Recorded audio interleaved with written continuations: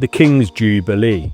If ever there was a cocktail that's born into privilege, who expects the peasants to be happy when they get an extra day off work every 25 years, and then their taxes go on a party nobody bothers attending because the music acts are that shite, they still sell CDs in a bargain bin in a petrol station in the arse end of nowhere.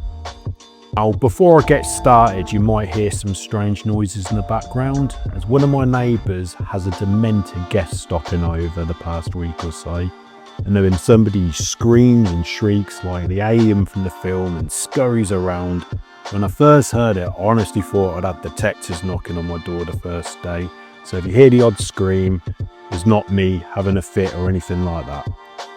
The ingredient lineup: white rum, maraschino liqueur and fresh lemon juice. Let's kick this off with 2 ounces, that's 60 ml of white rum. Follow this up with 3/4 of an ounce, that's 22.5 ml of maraschino.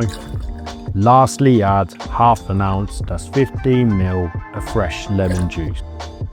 Then we want to add some ice and shake for around 10 to 12 seconds. History-wise, this cocktail was created by Harry Craddock in 1935 at the American bar in the Savoy Hotel in London to commemorate King George V's Jubilee. Double strain into a Nicanora glass.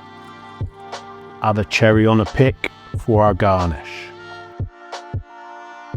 The taste test.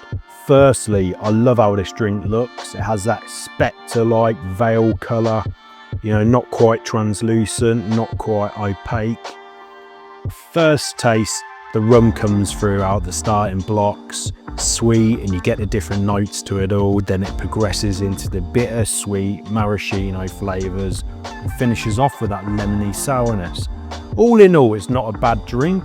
And it's quite a big winner if you don't have a lot of ingredients. Say you only have a couple of lemons and a bit of maraschino lying around. So I'm going to be giving this about 5.6 out of 10.